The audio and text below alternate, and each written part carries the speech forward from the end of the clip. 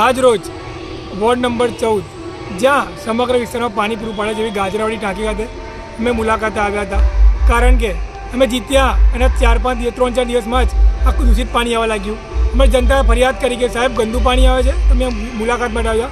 ત્યાં જઈને અમે જોયું તો ગંદકીનું સામ્રાજ્ય, એક બાજુ કૂતરા ફરતા હોય, જનાવર ફરતા હોય, અને પાછું સંપ જે પીવાનું પાણી પૂરે સંપ ખુલ્લો, કદાચ ના કરે નારાયણ અને ત્યાં કૂતરું પડી જાય, જનાવર પડી જાય, ક્યાં કોઈક માણસ અંદર પડે અને મૃત્યુ પામે તો આ જવાબદારી કોની?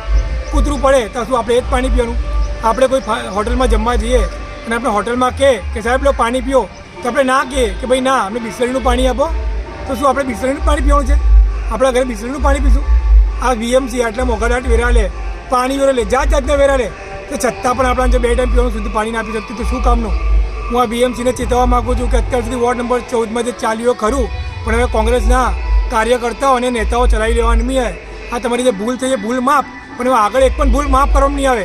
અમે અમારી જનતાને જે વાયદો કર્યો છે એ વાયદોને વચન પૂરા કરી રહીશું અને આવતા 6 મહિનામાં જનતાને શુદ્ધ પાણી પીવાનું આપીને રહીશું.